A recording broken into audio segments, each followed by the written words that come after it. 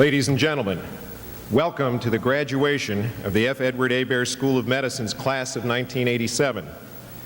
Will you please rise for the presentation of the colors by the Joint Armed Services Color Guard, and remain standing for the national anthem sung by Second Lieutenant Jacqueline McNeil, United States Air Force Reserve, and the invocation delivered by Junior Assistant Health Services Officer Douglas S. Mitchell, United States Public Health Service.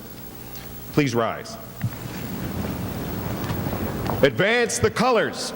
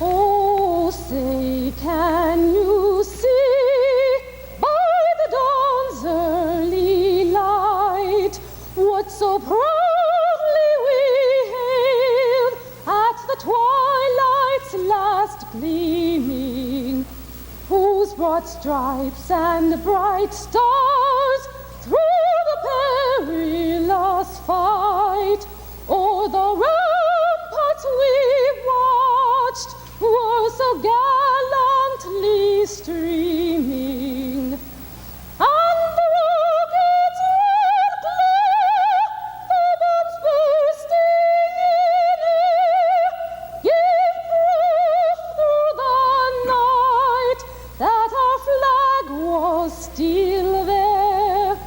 Oh, say does that star-spangled banner yet wave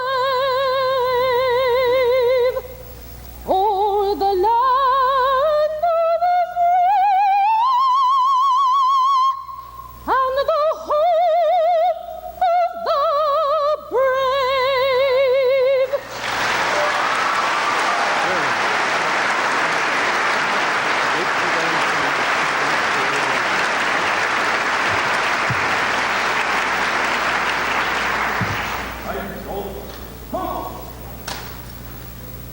Let us pray. Dear Father, as we begin the last act of our 4 years of medical school, I ask that we remember those who helped us along the way, our family and friends who provided support, and the faculty and staff who taught and advised us. I pray also that during the ceremony and in the years to come, we reflect on the hope each of us had on entering USU's, that in our own way we might use our new profession for the betterment of our neighbors, believing in some sense that our contributions evidence a greater hope in the world around us. Amen. Retire the colors.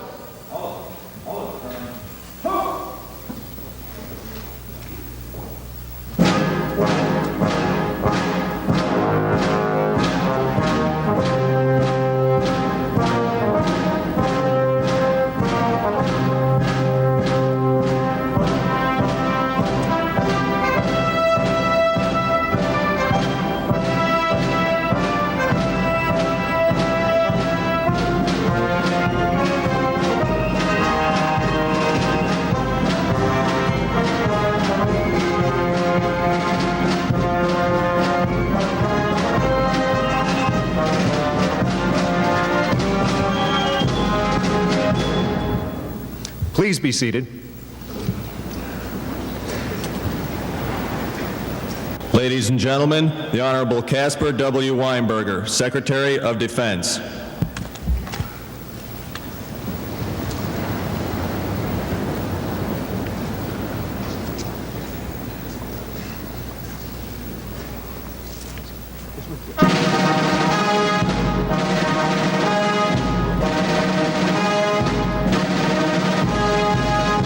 Ladies and gentlemen, the President of the United States.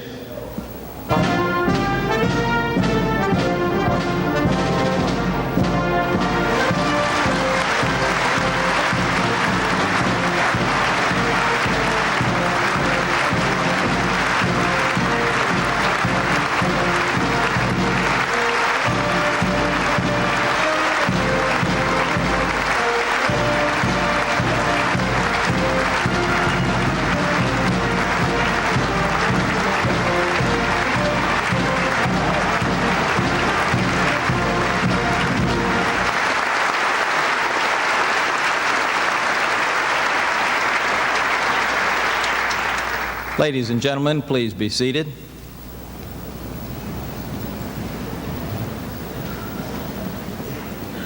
This time it is my privilege to introduce the Secretary of Defense, the Honorable Caspar Weinberger. Thank you very much. Thank you, sir. Thank you. Thank you very much. Good. Thank you. Thank you very much. Mr. President, Dr. Olch, Dr. Sanford, and distinguished guests and families and friends, the graduating class of 1987. It's a great honor for me to be here this morning to participate at your commencement and, of course, to introduce the President of the United States. At the outset, I'd like to congratulate each of the graduates. I know your family and your friends are justly proud of your achievements, and I know they had a great deal to do with it. This commencement symbolizes the ongoing revitalization of our armed forces. You graduates will now join thousands of other young people stepping forward voluntarily to serve our nation. And as officers and as doctors, you've earned a very special responsibility because America will entrust to your professional care our sons and daughters in uniform. And we will look to you to ensure the health of the military men and women of the United States in peacetime and be ready to respond to treat them in the event of war. But we pray that none of you will ever have to treat wounds of war because we will be so strong that no one will ever dare attack us. And today that dream is being realized and advanced largely because of one man. By guiding the rebuilding of our armed forces, by restoring America's pride and self-confidence, President Reagan has kept aggressors at bay and has nurtured the cause of freedom all over the world. Under his leadership, America is once again a beacon of strength and hope. And the President's presence here today, which we deeply appreciate, sir, exemplifies his steadfast commitment to the nation's uniformed services. President Reagan embodies the American spirit that inspires you young doctors and other idealists like you to serve your fellow citizens and to work toward a better life for us all. Ladies and gentlemen, our Commander-in-Chief, the President of the United States.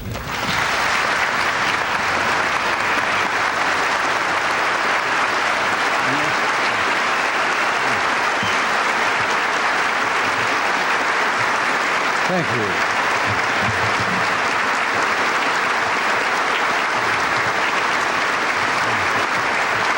Thank you very much.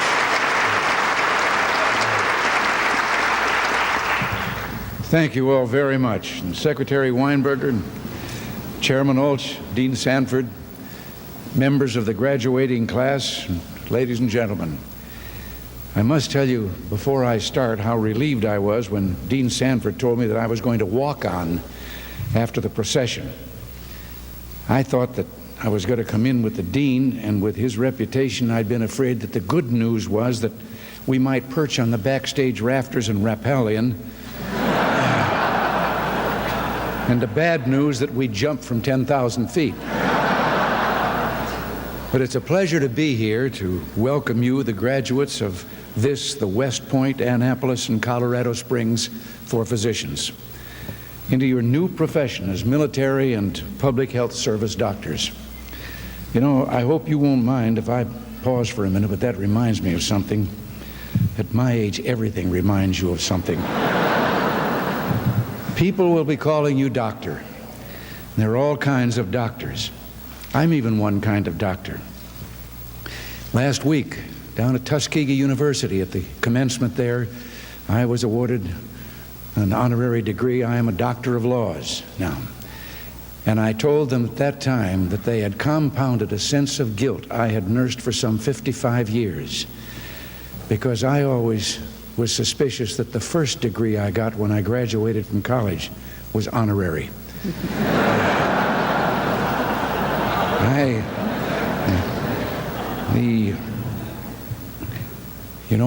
I was devoted to some other activities such as football and swimming and campus dramatics, and I've often wondered since if I'd spent more time and worked harder as a student, how far I might have gone.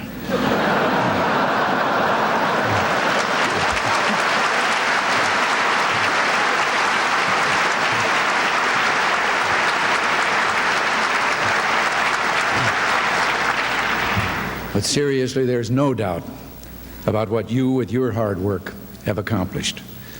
The British poet Robert Louis Stevenson once said, "There are men and classes of men that stand out, the soldier and the sailor not unfrequently, and the physician almost as a rule." Well, today you become both, soldier, sailor, or airman, and physician. Today you enter one of the oldest and most honored ranks in the service of America's freedom. Today you take up the flag once carried by men like Army Major Walter Reed, Rear Admiral Edward Stitt, Air Force Major General Harry Armstrong, and Public Health Service Surgeon Joseph Goldberger. Yes, ever since the Continental Congress established the Army and Navy Medical Services in 1775, patriots like these men and women, and like you, have carried their powers of healing onto the battlefields, into swamps and deserts and mountains and plains all around the world. Their accomplishments reach into almost every area of medicine. For almost a century, for example, America's uniformed services have been the world's leader in the battle against tropical diseases. They entered the fight in the jungles of Panama after Walter Reed and his team took less than a year to determine the cause of yellow fever. Today, after decades of progress, your faculty at USU is helping military medicine to continue leading the charge. It is testing new vaccines for malaria, as well as for adult dysentery, a major tropical killer. In field after field, America's doctors in uniform have pushed forward the battle lines of medical treatment, even while under fire. Military physicians developed the use of massive blood transfusions in treating shock and trauma. They pioneered burn research and treatment. They found how man could live at higher and higher altitudes and finally in outer space itself. And again, of course, your faculty continues the tradition, leading in such areas as research on vascular surgery and reconstruction, the development of treatments for lacerated eyes, and in developing computer graphic tools for medical teaching and research. When I hear about the can-do spirit of America's doctors in uniform, it reminds me of a story about a group of Marines. I hope those of you in the other services will forgive me for telling this, but the get-it-done spirit applies to all of America's physicians in uniform. These Marines had been sent to the Army Airborne School for training, and came the day for the first jump. Training officer told them the planes would come in at 1,500 feet. They would jump from the plane, hit the ground, and move south. The Marines seemed a little disturbed by this, and they went into a huddle.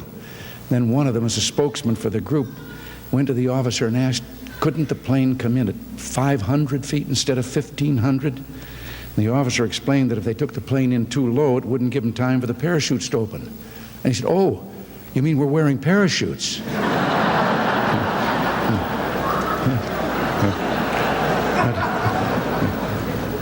But America's physicians in uniform have always been leaders, and in the 10 years since its first class, USU itself has found a place as a leader in American medicine, a leader in teaching as well as in research. As students, you went through one of the most rigorous programs in the country. You took 640 hours of training in military medicine on top of your standard curriculum.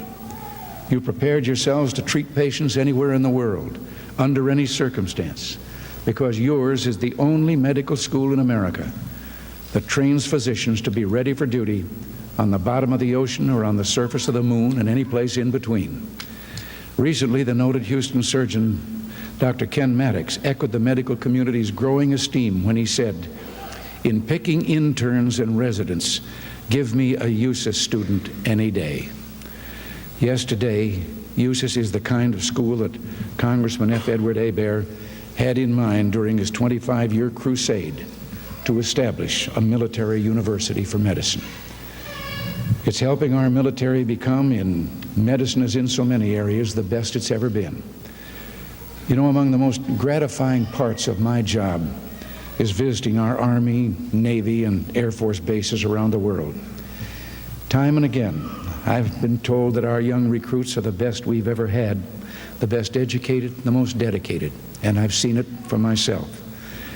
For a long time, some people said that the weak economy was the reason.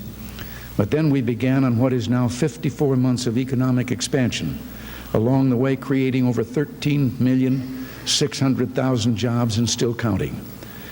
Today, a greater proportion of Americans is at work than ever before in our history, and yet we're continuing to get the best recruits.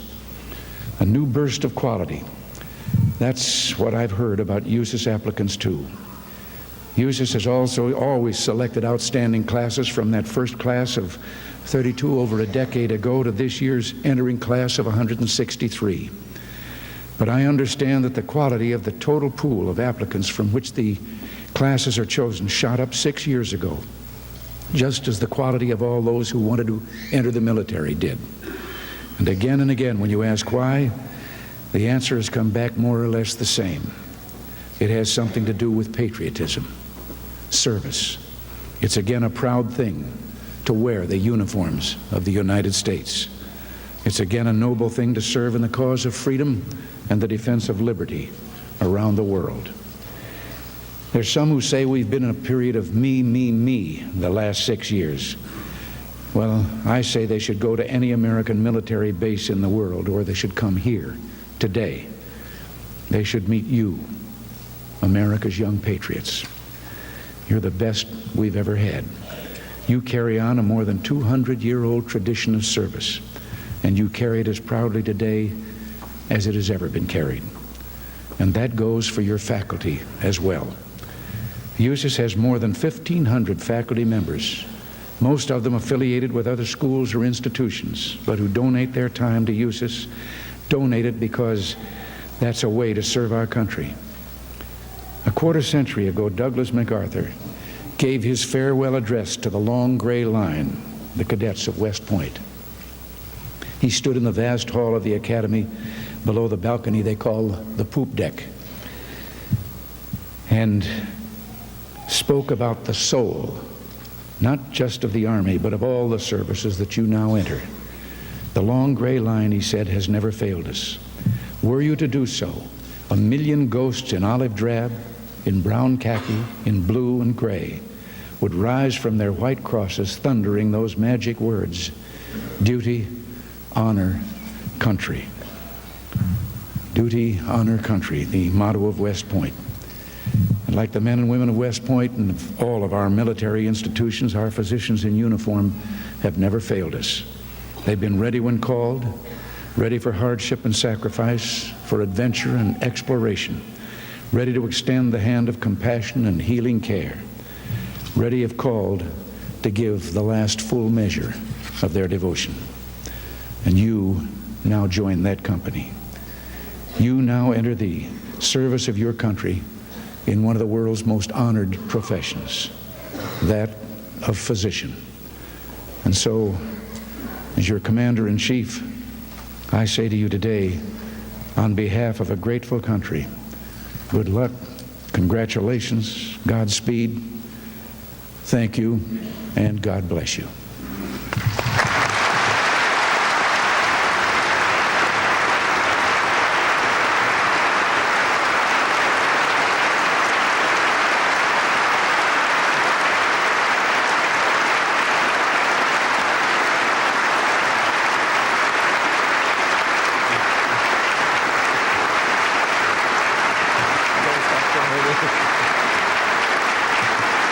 Mr. President,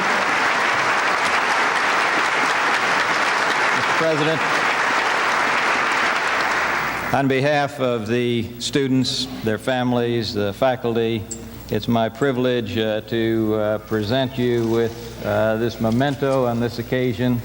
We thank you very much for those stirring words, sir. Well, thank you. Thank you very much.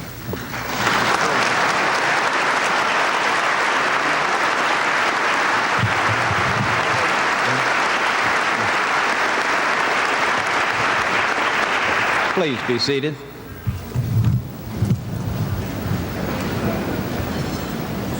Ladies and gentlemen, it is now my honor to ask the President if he will present the university's major awards for 1987. These are awards in recognition of exceptional performance and contributions.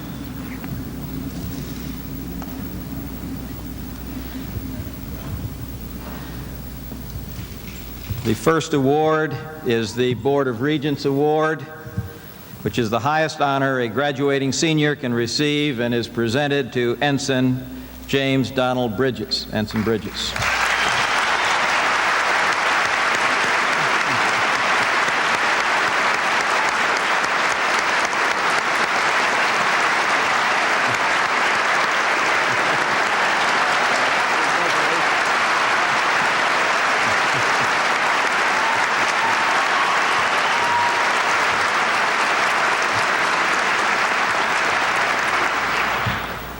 The Association of Military Surgeons Award is presented to Lieutenant Kevin Hall, Class President, in recognition of his highest qualities of leadership and university involvement. Lieutenant Hall.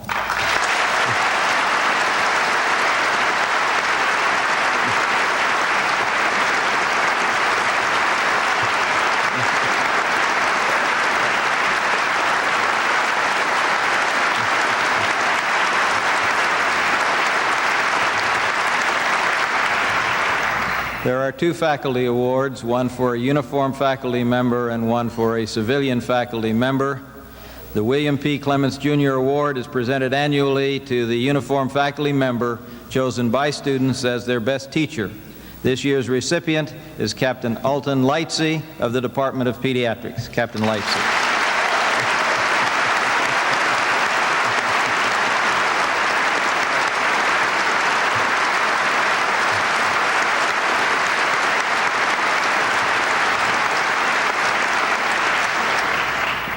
The recipient of this year's Outstanding Civilian Educator Award, again based upon student recommendation, is Dr. Gregory Mueller of the Department of Physiology. Dr. Mueller.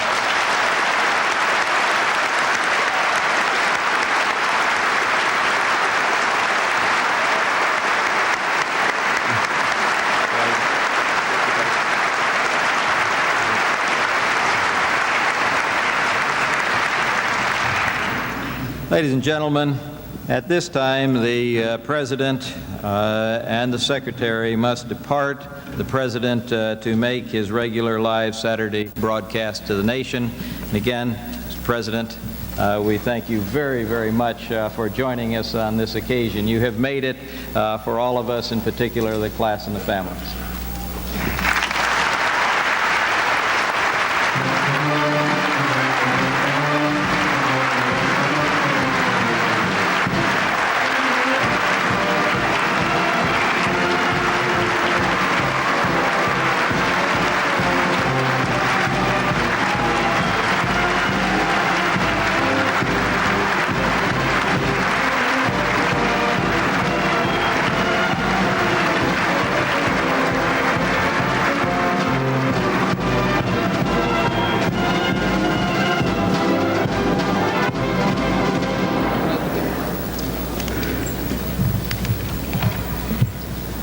Ladies and gentlemen, again, please be seated.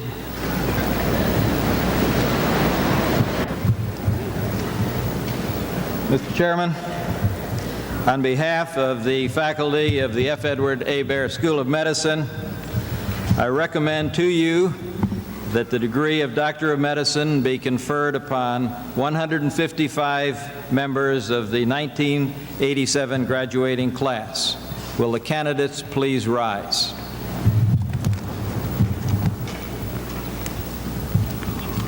Back together here,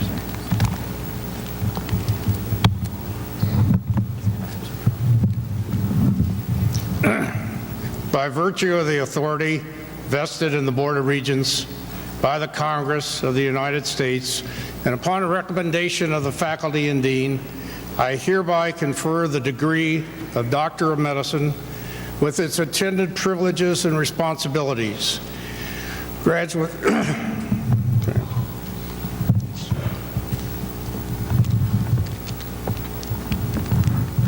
Please be seated.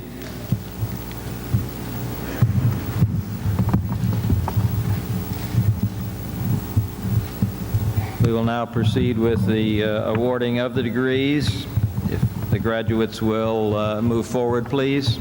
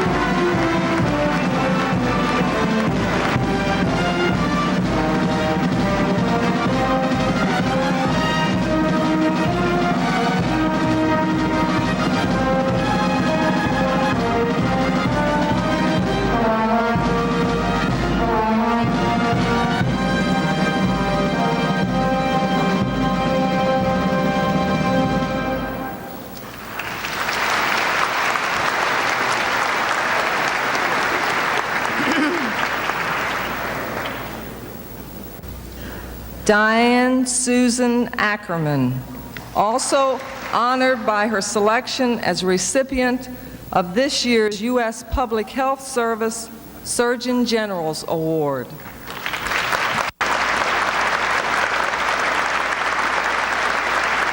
Torgut Alagurs.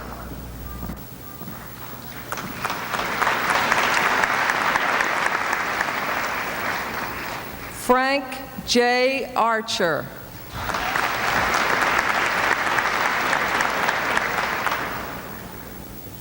Gary Isamu Arishta.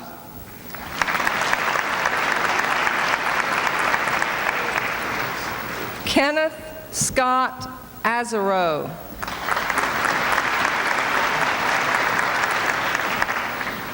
Dean Elliott Stephen Baird.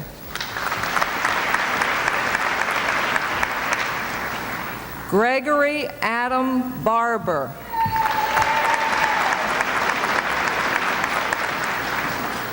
Carol Lynn Barrickman.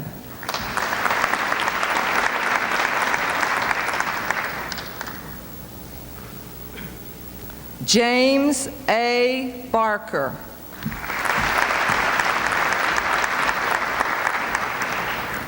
Christopher P. Black.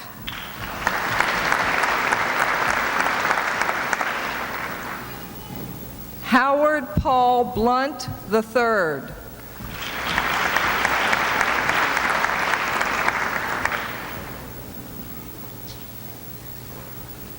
John M. Bosworth, Jr.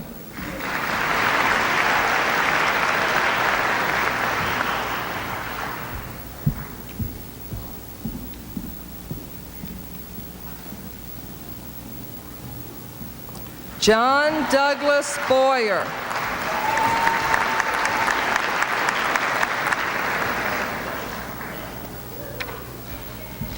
John Donald Bridges.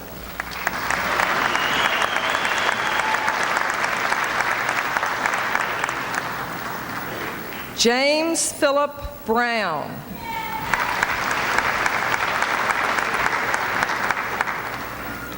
Karen L. Burmeister.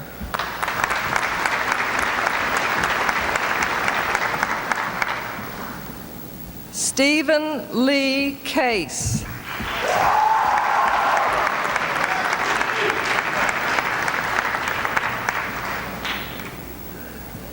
Jonathan Evan Kale.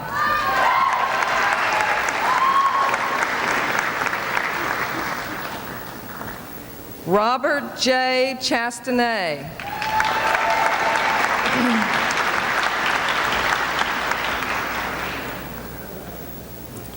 Edward W. Cheeseman, Jr., also honored by his selection as the recipient of this year's U.S. Navy Surgeon General's Award.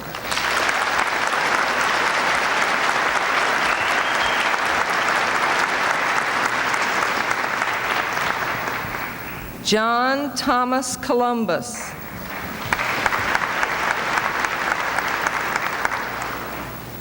David Michael Compton.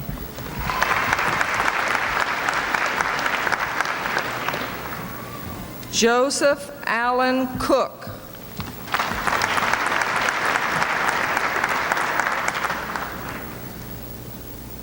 Lise Ann Cote.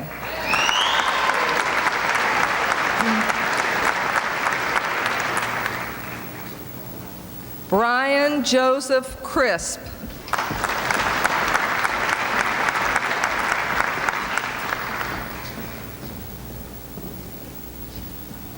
Gregory Hachikian Cross, Jr.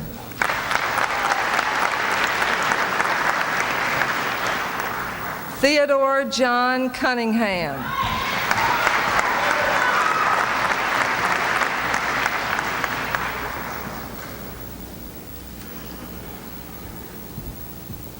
Moira Curley.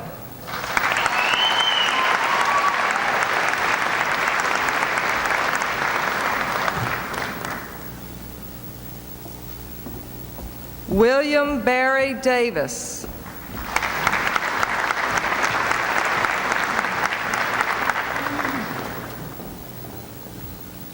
Stephen C. Decoux.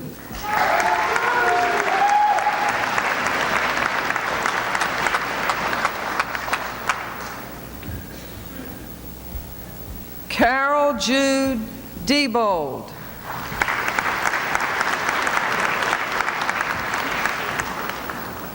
Daniel Joseph Donovan. Also honored by his selection as this year's recipient of the U.S. Air Force Surgeon General's Award.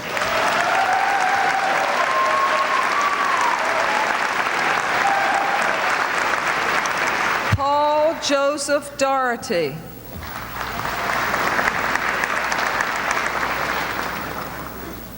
Scott Reynolds Duffin.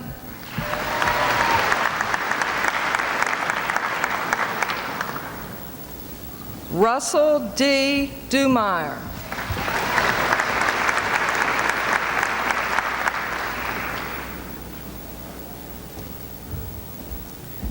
James Michael Eklund.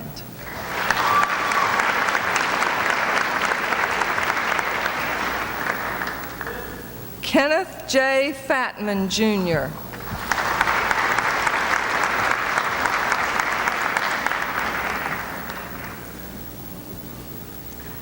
Frederick Charles Fell III.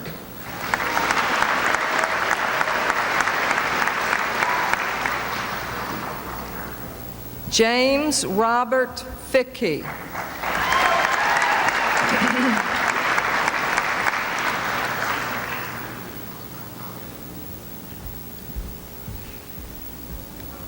John Lewis Fontana.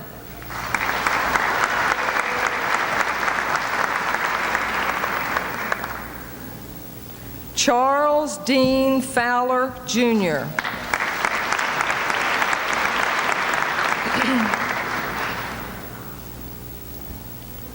Thomas B. Francis.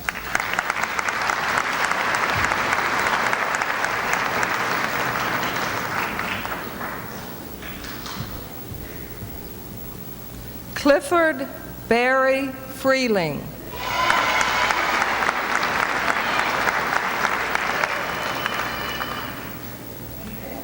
Michael Kevin Gary.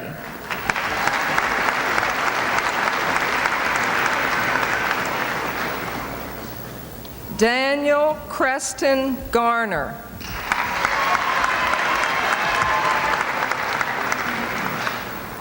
William Robert Gilliland.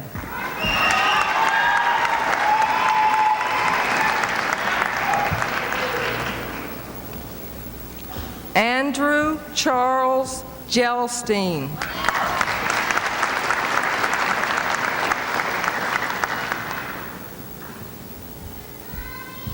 Thomas Allen Greger.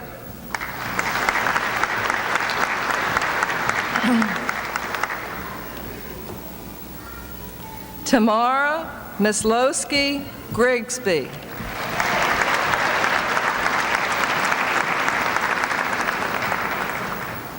Keith Joseph Haar.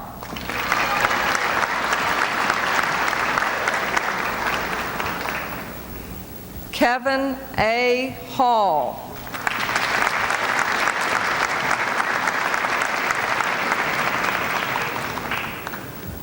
Todd Jeffrey Harker.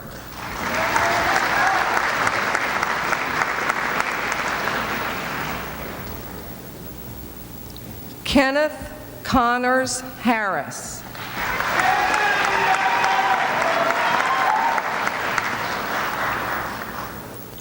Ralph Arlen Hartman.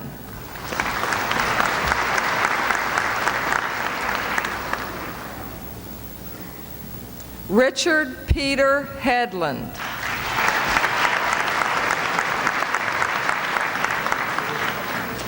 Robert Charles Heim, Jr.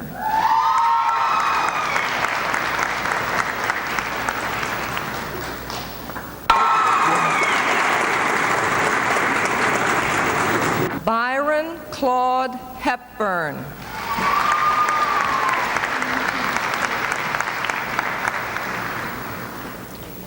Author Herbert Herpelsheimer.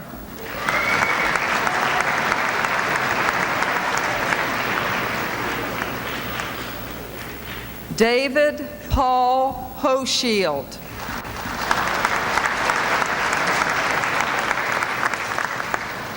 David Edward Einer Holk.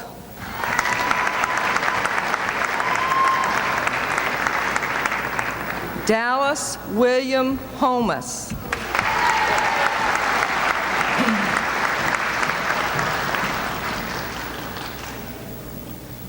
Pamela Sue Bostic Homas.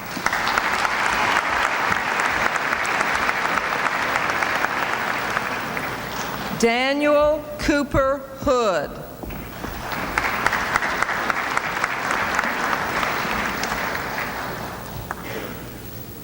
John Joseph Horan.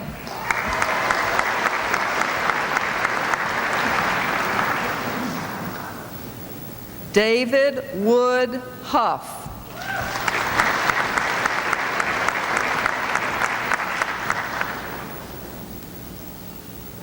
Leonard Nathaniel Hauer.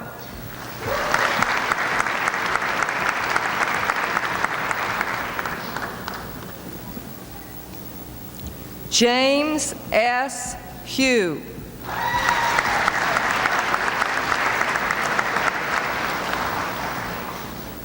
Jane Utico Ikeda.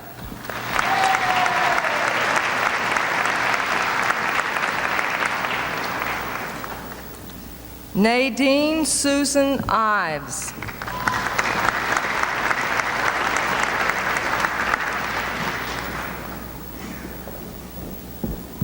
Dorothy L. Jackson.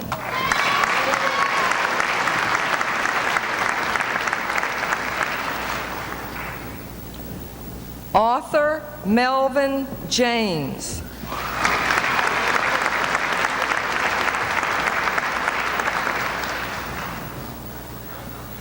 James J. Jankashay.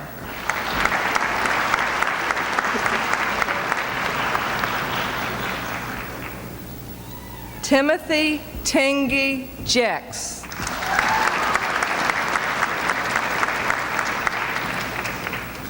Scott Lee Johnston.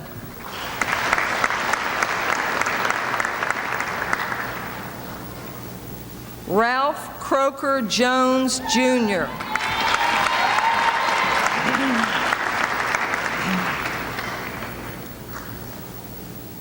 Neil Lynn Jorgensen.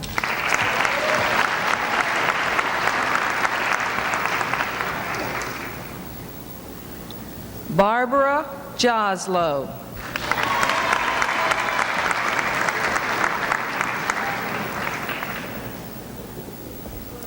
Robert J. Kazragas, Jr.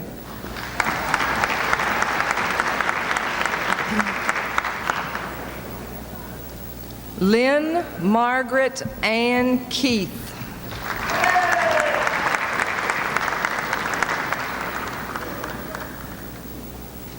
John J. Lang.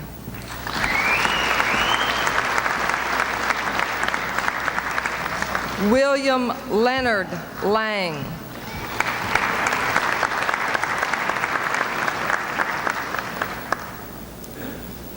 Richard Wayne Leader.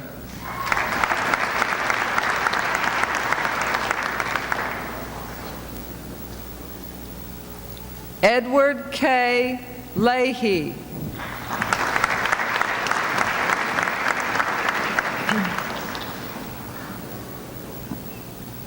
Hee-Chun Samuel Lee.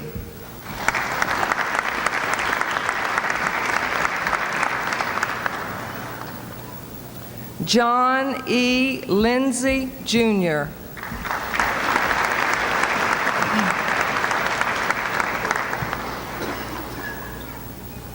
Christopher Joseph Lasanti.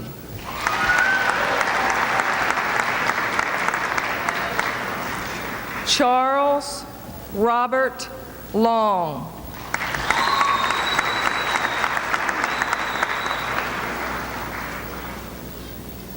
Mark Allen Lowry.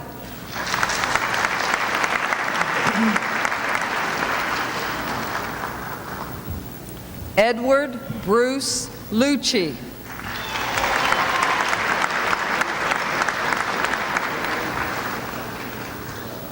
Earl Henry Francis Lynch.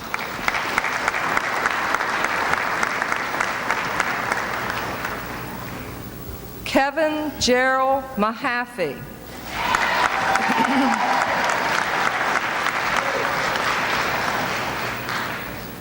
Robert Edward Maneker.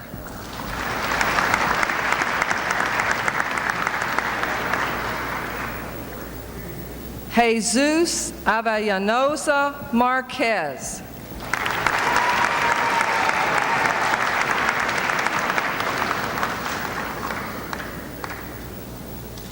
David W. Martin.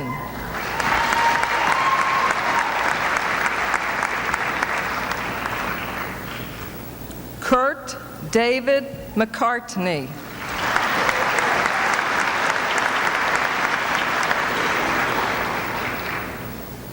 Brian Lee McFadden.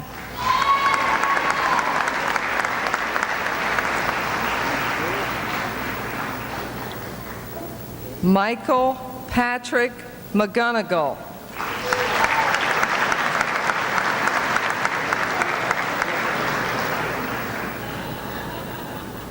Alan Early McLucky.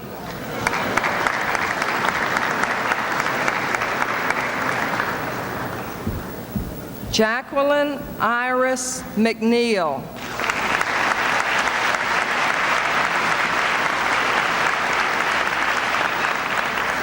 Mark David Miller.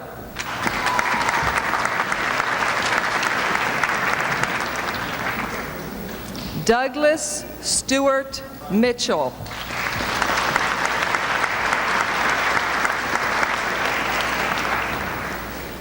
John Henderson Mitchell.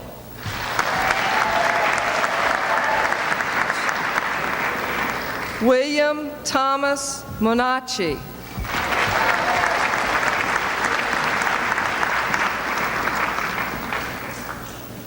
Paul Douglas Mongan.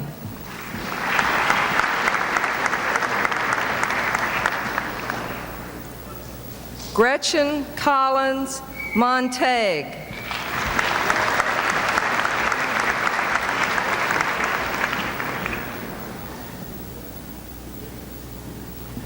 Richard John Momany.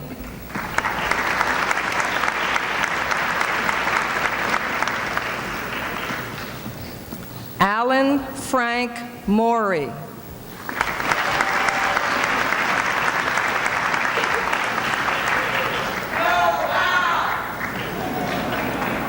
Kevin Paul Murphy.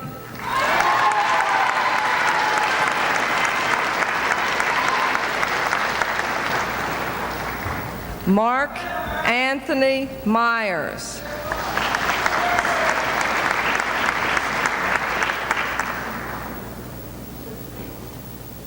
Thomas Augustine Neal.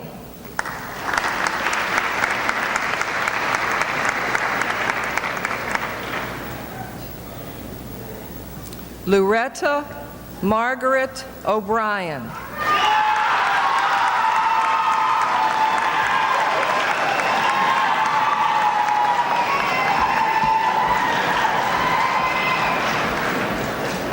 Christopher Lovejoy Alch.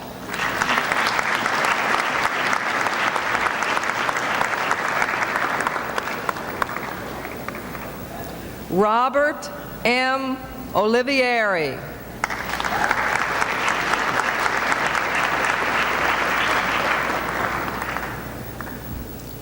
Joseph Pafumi II.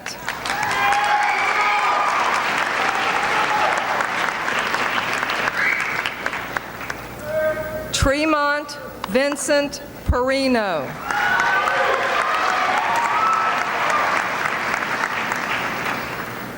August Constantine Pasquale III.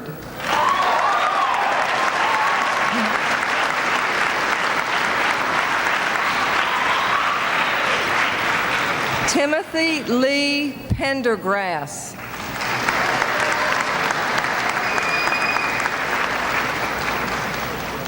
Simon Howard Pincus.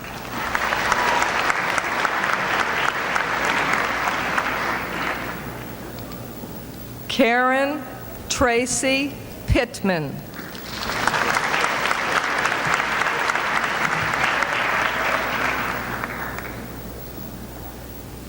Stephen Eric Poor.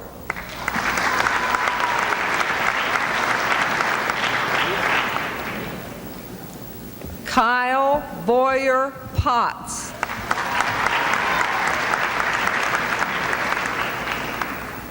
John Alexander Powell.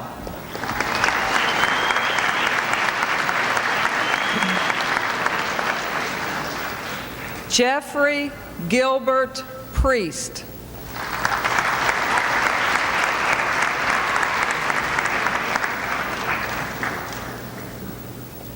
Joseph Paul Anthony Pulcini.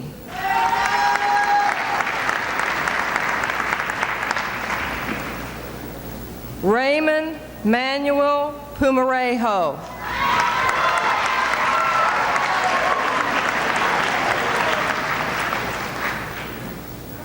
William Joseph Cortuccio, Jr.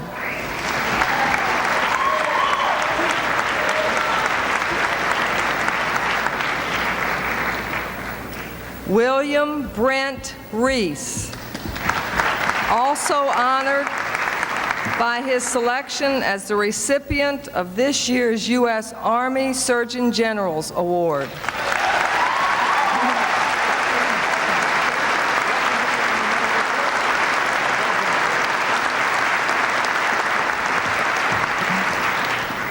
Peter Myung-Hoon Rhee.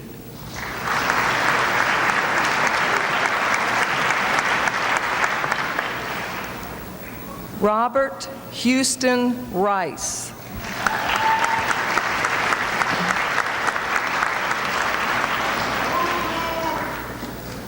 Paul Dean Roxwald.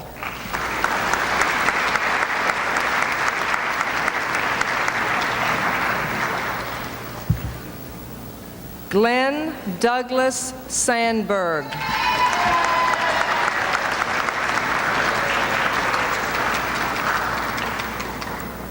Chaim Santos.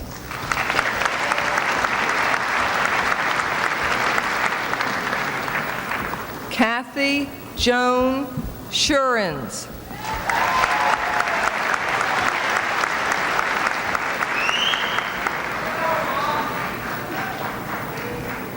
Frank Walter Skribic III.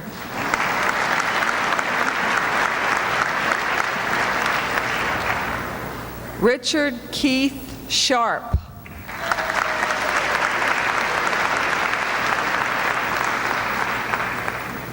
John Milton Shepard.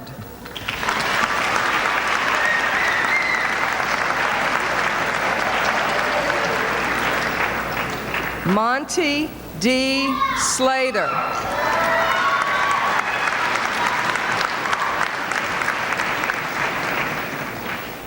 Mark Leslie Sobchak.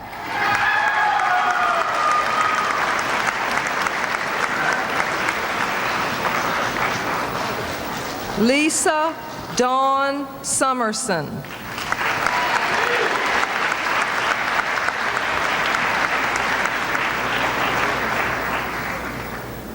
Patrick St. Pierre.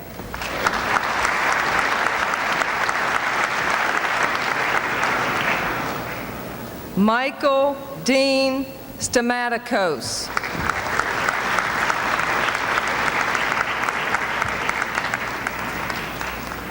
John Milton Stamatis.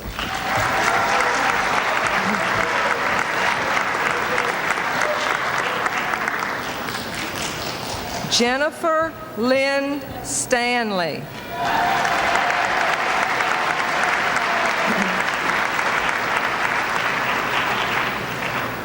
James Blaine Stevens.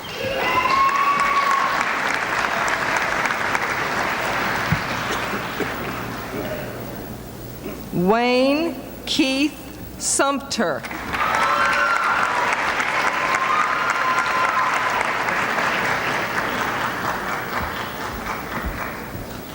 Kelly James Tucker.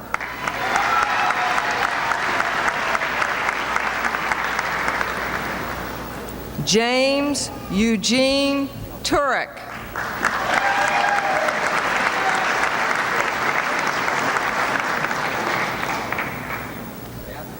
Christopher Robert Turner.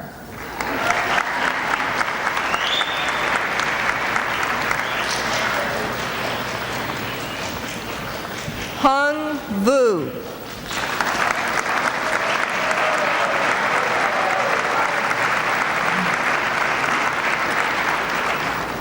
Catherine Coolball Warehall.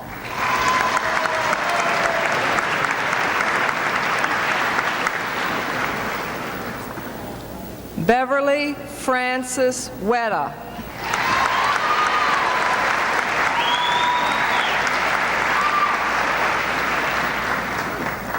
Lawrence Allen Wilson.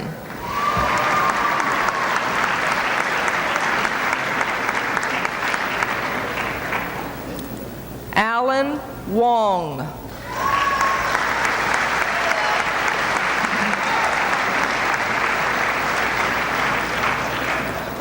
Timothy Lee Workman.